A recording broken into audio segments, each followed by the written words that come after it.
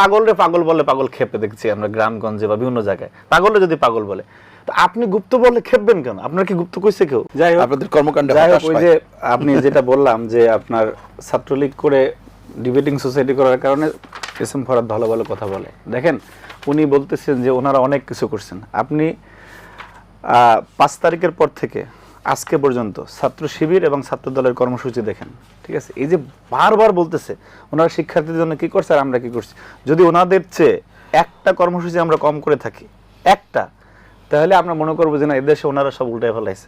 ওনাদের কর্মসূচিটা আপনি ওই যে নিজে খাওয়ার পরে থাকলে পরে অন্যকে দেয়, সেই কর্মসূচি। আপনি এই সংগঠন যে এত বড় বড় কথা ওনারা বলে না, আপনি এটা যখন তাদের অর্থের কথা বলবেন, অর্থের উৎসের কথা বলবেন, দেখবেন নানান ব্যাখ্যা যে আমাদের অ্যালামনাইরা দেয়, অ্যালামনাইরা সব দিয়ে দেয়। আসলে সত্যি ঘটনা তা না। আপনি বাংলাদেশে যে এই বিশেষ করে মিডল ইস্ট থেকে বাংলাদেশ ইসলামের প্রচারের কথা বলে, ইসলামের টেন্ডার নেওয়ার কথা বলে একটা শ্রেণী আছে যারা বিভিন্ন ধরনের অর্থ অনুদান নিয়ে আসে, সেটা হচ্ছে জামাত শিবির। তারা আইনা এদেশে মনে করেন যে সেইটা গরিব মানুষের যে হকুল ইবাদ, ঠিক আছে? হক তো দুই রকম, একটা হকুল্লার, একটা হকুল ইবাদ।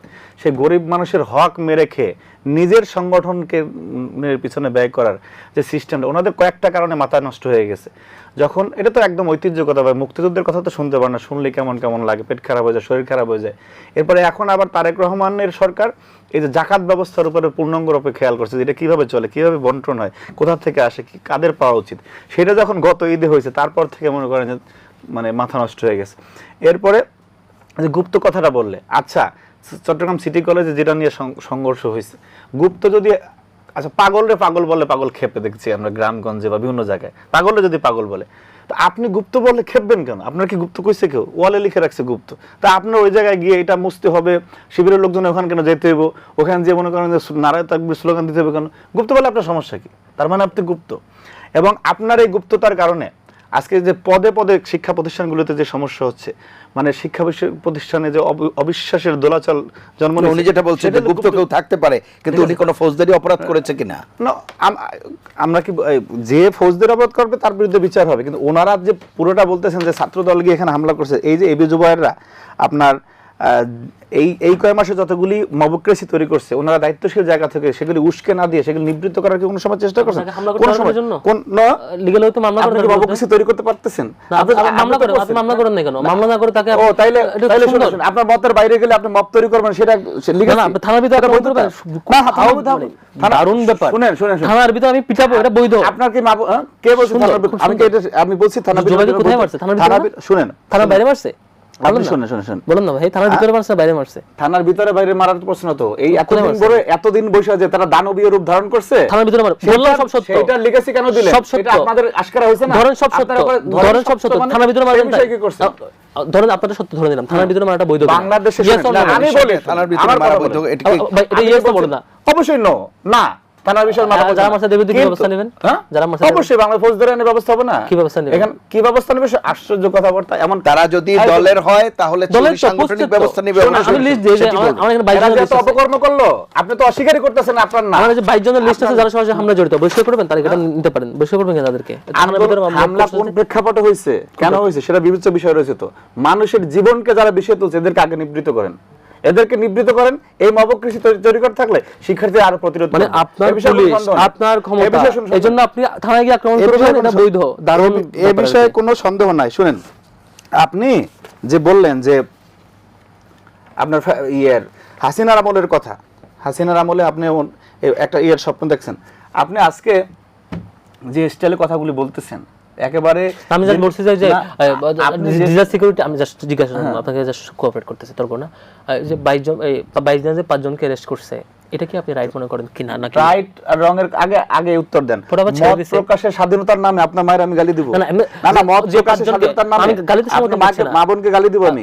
গালি প্রকাশের ওই 5 জনের কেউ গালি দেয় না, যাদেরকে অ্যারেস্ট গালি দেয় না, সব ফেরেশতা। আপনাদের দলে তো সব ফেরেশতা। জাস্ট কার্ড সিস্টেমকে ক্রিটিক করছে, এবারে আমি কাউন্ট করি না, গালিগুলো কাউন্ট করি না এখানে। যে 5 জন বলছি এখানে গালিগুলো কাউন্ট না করে বলছি, যেগুলো জাস্ট গভর্নমেন্টের পলিসি ক্রিটিক করছে, তেল নিয়ে ক্রিটিক করছে, কার্ড সিস্টেম, কার্ড সেবা নিয়ে যে ঋণ নেওয়া নিয়ে ক্রিটিক করছে, টাকা চাপানো নিয়ে ক্রিটিক করছে, এই যে 1000 কোটি টাকা চাপাইছে না, হ্যাঁ প্রশাসনের বা কেউ যদি কি করে সাথে সাথে যখন হাই কমান্ড শুনছে এবং সাথে সাথে তাদেরকে ছেড়ে দিতে বলছে না, এটা উদারতা নাকি?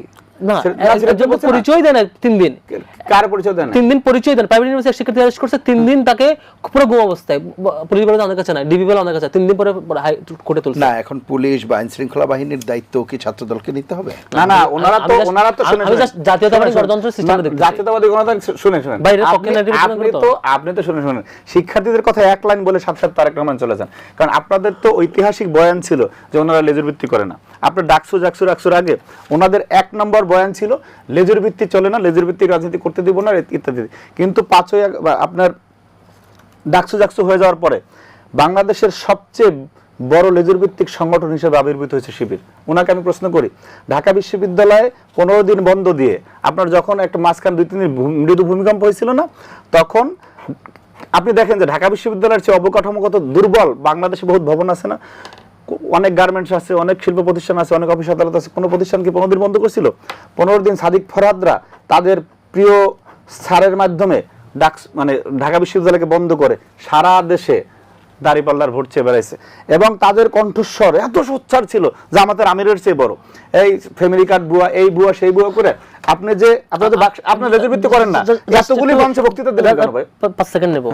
যে 15 দিন বন্ধ, সেই 15 দিনে এস এম ফরহাদ কোনো সমাবেশে যায় না, বরং ফেব্রুয়ারিতে সাদিক কেন জানে? জানুয়ারিতে সাদিক কেন জানে? সাদিক কেন আমি চেক দিই না, আমি কেন বলতে চেক পারবো দিবেন না? এখন আপনার নেতা, আপনি সে ভিপি, আমারটা আমি উপস্থিত আপনার ডাক শুনিয়ে এটা তো স্বয়ং ব্যক্তি আপনার সামনে হিসেবে ওনারটা বলছেন। আপনার সামনে চেয়ারে হাজির ব্যক্তির ব্যাপারে মিথ্যাচার করতে পারেন, যিনি অনুপস্থিত তার ব্যাপারে মিথ্যাচারটা আপনি কোথাও জামাতের প্রোগ্রাম বক্তব্য দেন না? আর বরং এই বন্ধের সময় যায় নাই, আমি বরং ইউনিভার্সিটি চালু হয়ে গেছে, আপনার বিভূত গেছেন না? সেটা আমি জানেন কি না?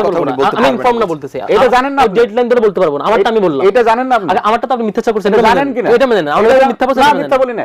আপনারা জামাত শিবিরে জামাতের আমি এরপরে গেছি তো, আমি বন্ধ কেন করে গেছি করলেন? তো।